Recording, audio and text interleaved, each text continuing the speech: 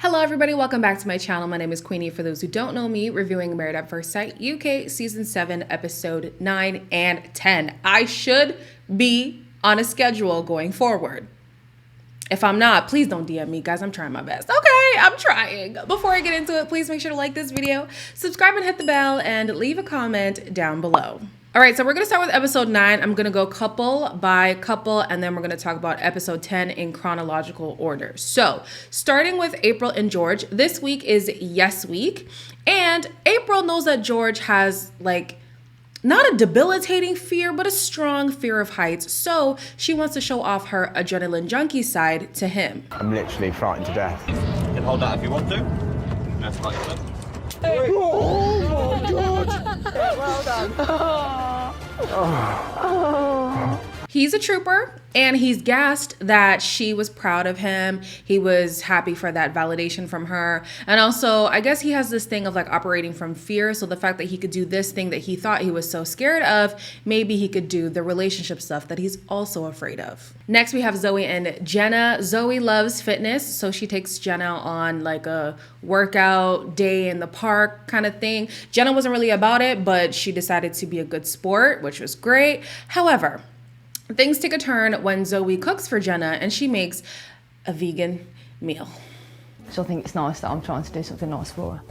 Well, I hope. I can't eat that. I've never tried this before. This tastes like shit.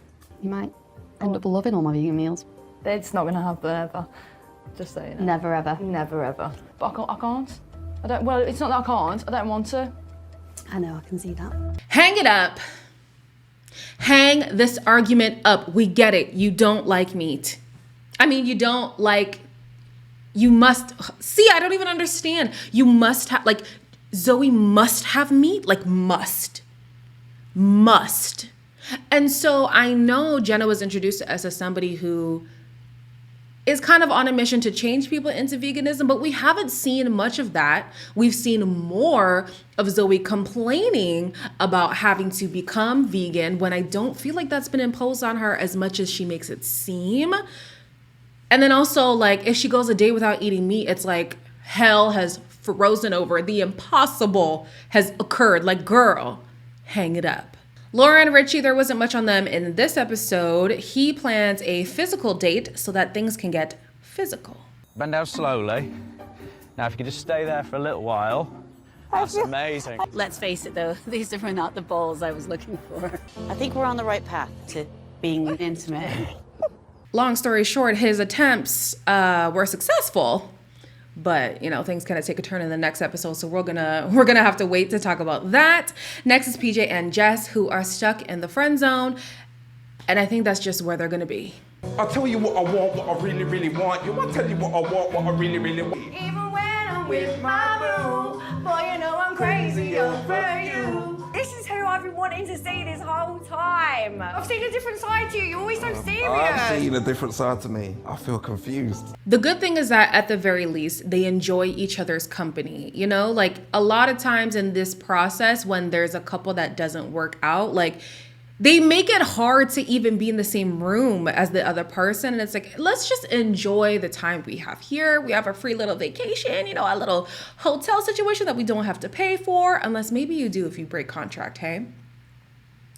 I don't know the semantics of it all, but I just think at least they're enjoying their time together. Keisha and Kwame. So Kwame is still of the belief that the pace that him and Keisha are going at is just fine. This isn't about meet a lady and, this is about meet a lady, get to know, this is about marriage. I always want understanding and emotion to be above the standard stuff that you can do with anybody. Do I want to just jump on there and go, yeah, code X? Come on now. I don't even think in this process you need to have sex at all, truly, because these aren't even legal marriages like they are in the US. However, any kind of affection you can't really show her. I don't even think they kiss. Do they hold hands? They hold hands when they come in together at dinner parties, but do they hold hands on their own? Does he give a little booty rub or something? Do they do anything? Do they cuddle? Anything? So if I was Keisha and I'm it's not even sex that's a problem, you give me nothing, I would understand the frustration. She does do too much though, so Yeah, speaking of doing too much, the Yes Week, we didn't really see much besides he was doing her makeup at one point, and then she cooked for him and continues to lay down thick, okay? Thick, with a Q. The plan for tonight is to look after my man. He needs to be well fed. Okay, all right now. She's looking for the long term. I want to respect that and move accordingly. I wish to do the courting first before... Whatever, it's fine. I'm cool to not have sex ever. Just do your thing. If you keep pushing for sex, doesn't it ultimately push the person away? Because you're not giving me the room to build that desire for you. I'm now building disdain. So, you're shooting yourself in the foot, Miss Keisha. But also, I don't believe Kwame's excuses. I truly don't. When he's like, oh, it's because typically, I want to have sex with people, but because I see this as a shut up. You don't like the girl, okay? Stop lying to us. Whitney and Duca had quite the breakthrough. Mercy.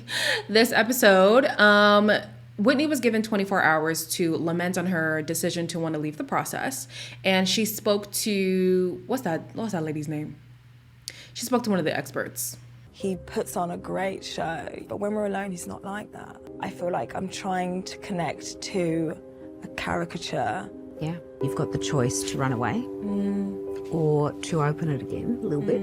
I think the only way I would fully be on Whitney's side is if we got to witness Duca's split personality.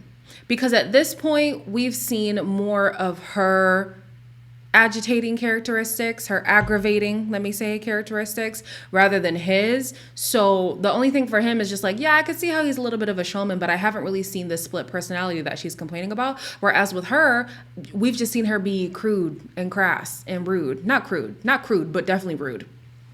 So I'm just like, I don't really know, right? However, their breakthrough was they had a conversation and she had a notebook with her where she wrote down her feelings, and she was actually vulnerable in this conversation. He spent more time with me than anyone else there, didn't stand up for me and say, hang on, that's not who she is. You weren't protecting me. And he spoke to me about your mom and your family. I know decided when he was sat there, I just froze. And then Jenny went in there trying to stay calm because I don't want no drama from anyone. I don't want no pressure. I don't want none of that. I just felt like I was just left all by myself. And I'm sorry it felt like that. I'm glad that she let her guard down and she let him know it's more than just the frustration of this process and whatever. Like, I have a fear of ABC. They've already spoken about it, right? Her losing people based on her mother and past dating experiences. She doesn't want to give herself fully to somebody who's not being authentic with her. Valid. Absolutely valid. I wonder if she knows he's a stripper though. I'm sorry. I just can't get over the fact that they made it such a big deal for PJ and nothing for Duca. Insane. So they decided to have a fresh start, right? So they've been excused from Yes Week and they went on a date to build back their connection, if they even had one to begin with. The things you said, you never really hear men say those things, so just kind of showed me that you're legit, you're coming from a genuine place. And I owed it to you to show that to you. It's nice to know where her head is at. It's nice to know that I'm being understood. Let's hug it out. Come on, I'm coming over. Hugging coming. Like an airplane, come here. I like the open and receptive Whitney. Yes, yes. You see what happens when you stop operating out of fear and you just let yourself experience things? I like this for you, Whitney. This is nice. Thomas and Adrian are next. Thomas is looking for an apology from Adrian based on the conflict that they had at the commitment ceremony. Yeah, he's not going to get that. Unless I get an apology, I'm done. Let me know what the apology's for. No, you're a fully grown man. What was it your business to get in the way of that woman? Because it's in my earshot. Her behaviour was bad. You're like, save a fucking bitch, obviously, aren't you? Go in that room and shut the door then so I don't have to listen to it. You fucking drama queen. I'm taking this microphone off. Fuck off. Thomas has a similar issue to Whitney where they hide behind authenticity and then they show their ass, basically. And they're like, that's just who I am. This is me being real. You need to just accept it. Like, no, there's a way to act in certain environments and stop using the authenticity as an excuse. Like, you can't just say rude, mean, disrespectful things and be like, I'm just being real. You're also being mean. And people have the right to not want to F with you if that's how you choose to act. So yeah, Thomas, sometimes I'm like, stop with the whole, this is who I am, especially because at the honeymoon, he already got called out and accepted by Adrian that this big blow up persona, this rah energy is a defense mechanism. Adrian, as always, decides to bury the hatchet with Thomas. Just a shame, isn't it? Because I felt like we'd finally found our footing, and then it's all gone. Yeah. I know that I fucked up big time because I can be a little bitch when I want to be. Thomas is going to wane on Adrian really fast, if he hasn't already, because why is it always Thomas who comes to the rescue? I mean, Adrian who comes to the rescue for Thomas. You're an adult, and this is the partnership. I'm not, the maid who comes behind you and cleans up your messes. Like, we're in this together. Like, don't yell at me if I wasn't yelling at you. Don't insert yourself into other people's problems and then wonder why you're always in drama. Like, it's just something or another when it comes to Thomas, and Adrian is always doing damage control. That's going to get old very quickly. In this episode, however, they do seem to be on good terms. He even got a serenade from Adrian. What was the reason? Oh, I think because like Adrian has like a musical background or something. He mixed theater and something else, I don't know. But yeah, it was nice to see them get along. It's nice to see Adrian show a little bit more of his personality. But Thomas is going to get on his last nerve, and it's not going to be pretty. Last but not least for episode 9 is Shanita and Jordan. Shanita has realized that Jordan might not be the person who takes initiative to clean up around the house or do some house chores, whatever that may be. So for Yes Week, she tasks Jordan to clean up. It is important for me to be with someone that is well house trained. Happy there? It folds like that. What do you mean? Do you know what? I think you thought I was going to hate this, and I'm absolutely loving it. I just wanted to gauge your cleaning abilities because I've not seen them that much. This reminds me of the Australian couple. I forget their name, but it was the guy who was like 25 and the girl who was the blonde. And basically, he was a mama's boy, so he'd been coddled his whole life. And now he's in a marriage where he needs to be an adult, but essentially doesn't know how to. In the experiment, was his first time, allegedly, doing laundry. Jordan, unfortunately, reminds me of him, and I hope to God that's not the case, because if Shanita has to parent him, she's not going to be with that. No, she's not going to rock with that. She wants a partner. All right. Moving on to episode 10. It is the dinner party and the honesty boxes, and you know that always comes with drama, right? However, before the dinner party starts, Laura and Richie, they did the dirty. Okay, so Richie's little attempt to get physical, it worked. However, how I understand the conflict here is that Laura was trying to express certain things that she wants sexually, and Richie took that personal, insinuating that she was saying those things because she'd rather be sexual with somebody else or other people. I was talking about what I like or I don't like, and he said that me discussing that was basically me talking about having sex with other people. I'm not going to be criticised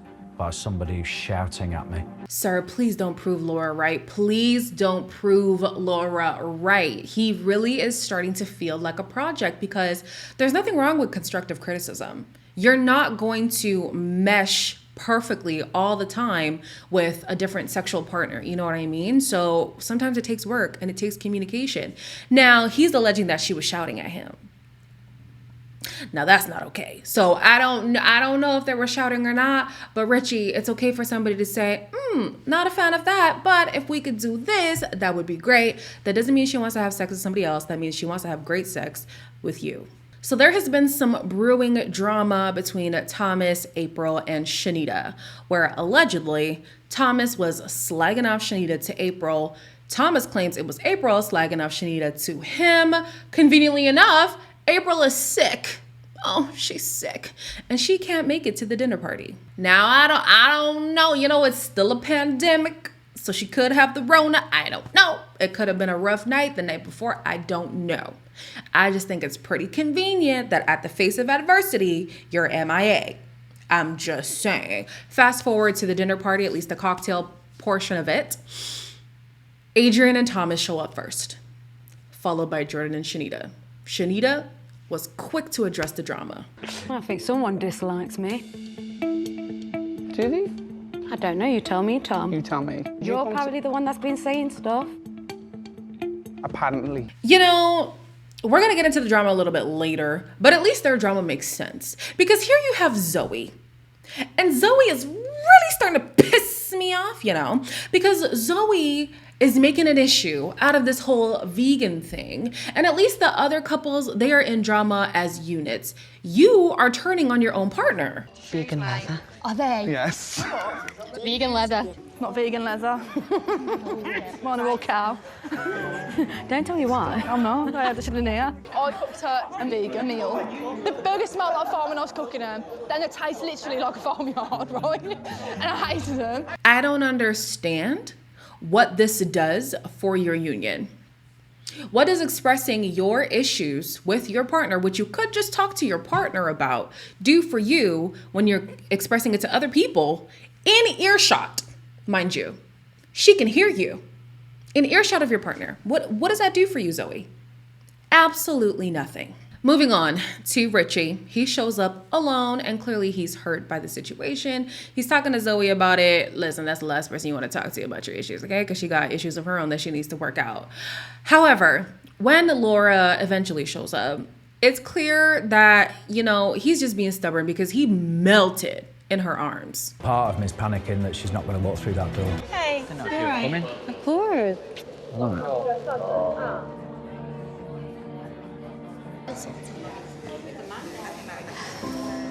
We default sat with each other and touched each other, but neither of us knows what the other one's thinking. It's not out of the realm of possibility for me to see Laura reacting the way that Richie claims that she did, like just yelling at him and stuff like that. She does kind of get a little bit loud, not anything alarming, but just the potential to raise her voice is there. So yeah, it's going to be interesting how they navigate this whole situation. Last to come in. Were they the last to come? No, I think it was Laura who was last. But anyways, just go with it, okay? Keisha and Kwame, who walk in, and my God, does Keisha look sexy, okay? This woman is trying to make a statement that this man clearly is missing out on a bomb-ass babe like me. Moving on to the dinner portion, the honesty boxes have reached the table, and the first to go is Duca and Whitney, where Whitney was asked to name things that she loves and or respects about Duca. The first question is... I'm not rolling my eyes, I'm so sorry. I've actually grown to like the fact that you are very talkative, you hold court, you host. I feel like you're trying to make people feel like welcome, and I don't know. See, the things that she once perceived as him being a showman, she now attributes to him being hospitable. You see how it's all about your perspective? Maybe if you were open-minded at the beginning, you would have seen this from the beginning. Next is Jess and PJ. Jess is asked if she can see herself getting out of the friend zone with PJ. She said no. If I really want to be with someone, I've got to have that, you know, I fancy the fuck out of them, want to rip their clothes off and that, and I don't have that. Damn it, man. Like, I know how some of you guys feel, basically saying, like, we shouldn't judge him for his career. But honestly, like, it's the trifecta. I keep telling y'all, it's not the fact that he's a stripper. It's the fact that he's a stripper who, as a father of a young child, who lives in his mother's basement. Like, the trifecta of it all is so alarming. I wouldn't want to deal with that. And I'm 25. So... I live in my own apartment. Why don't you? I get it. Times are tough sometimes, but it's like, ooh. Yeah, no. I think she doesn't respect him as a partner. I've said that before. I'm saying it again because clearly it's true. And so she can't get past that because it's like you wouldn't be able to show up for me in the way that I need my partner to show up for me. And I can't blame her for that. Zoe and Jenna are next. Zoe believes that Jenna's compromising skills need work. However, when the question is posed back on Zoe's examples of her compromising are weak. Well, the obvious thing is the vegan thing, isn't it? Well, like, I don't feel like you've done any compromising on that. You haven't even realised that I've done, but that's been a complete lifestyle change to me. Okay. And you haven't even realised those compromises. So having a couple of vegan meals is a massive compromise for you? Yeah. It's just meat. Zoe, I am tired. I am over it. Zoe acts like every time she doesn't get to eat meat, she needs to chop off another toe or something. Like it's this huge sacrifice. It's not that deep. It is not that deep. I need you to chill. Anyways. Sorry, it's just, she's really aggravating me, okay? I'm at my wit's end with this woman. Moving on to Adrian and Thomas. Adrian is asked what he would change about Thomas, and his answer, oh, you guys, it was beautiful. Be honest, I can take honesty. I will. Situations in life that have led you to your defences. Can I just say I respect you? You've listened and heard me. This is what frustrates me about Adrian and Thomas. Thomas almost at every point chooses the petty route, whereas Adrian easily could have taken this opportunity to nitpick at Thomas's personality traits, to be like, I would change this, I would change that, but rather he said, the traumas that you've experienced that led you to live this life where you have to put on a front, I wish I would take those away so that you wouldn't have to operate from that space.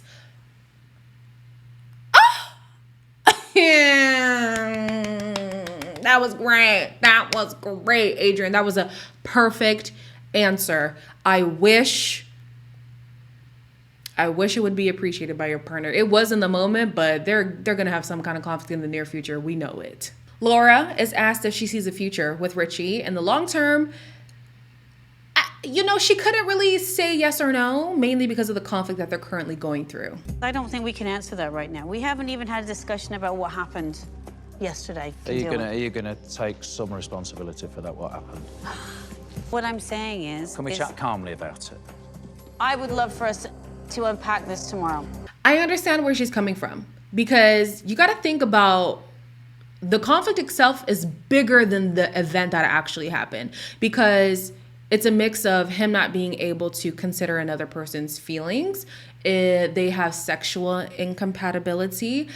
He assumes criticism as an attack. When they have conflict, he removes himself. Oh, actually, I don't know who left the whatever, but clearly they can't resolve it in the same space. Like somebody's a runner, whichever one that it is. Like it's a pretty layered situation that they're going through. So I can understand her being like, depending on how this gets resolved, I'm yet to give you a verdict on whether there's a future between us. Jordan is next and says his relationship with Shanita is an 8 because nobody's a perfect 10 and there's room to grow. One of the rooms where he needs to grow in, one of the rooms to grow, whatever.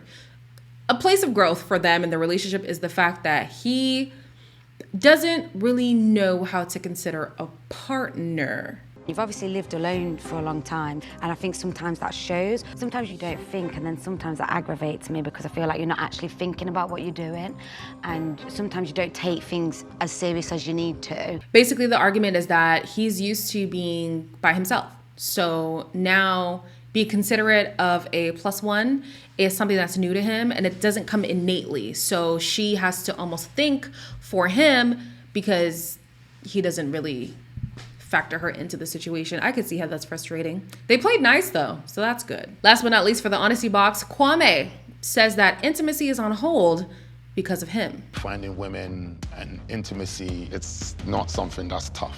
I can get that anywhere. You're not just sleeping with her, you are committing to her. So if I am to go down that road where I'm not 100 about you, I feel like that's a disrespect. What I didn't hear Kwame say is, he's talking about him, how he feels, whatever. I'm a fucking sexual being. And no man can sit in front of me and tell me we haven't had sex because of him. You know, everything he's saying is true. It is. But I don't believe that that's his truth. I don't. Of course, there are women where all they want is sex, and it's really hard to see them past just the physical. Then there's other women where you want to have that strong bond and not have sex ruin it, or not have the relationship just be defined by sex. I totally get that. I just don't think that's how he's moving when it comes to Keisha. You just don't like her. Why are we fighting it? I don't understand. Anyway, speaking of fighting, Thomas finally addresses the conflict with Shanita. Oh, baby. The whole room got involved. She said Shanita was a bitch and that you were feeding information outside of the group. I have not said that about you. It was April. I don't care what anyone says. That is my truth. Apparently, your wife's been chatting shit about me.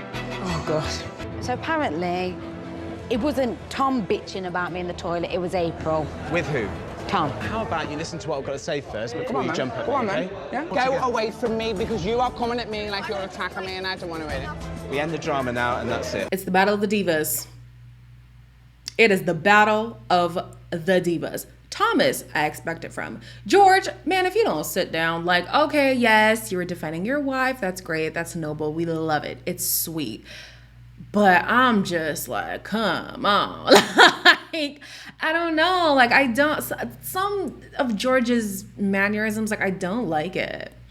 That's a personal thing. Maybe I need to work on it. Who knows? Anyways, that's all I have for you guys. As always, please make sure to like, comment, share, and subscribe. And I'll see you in the next one.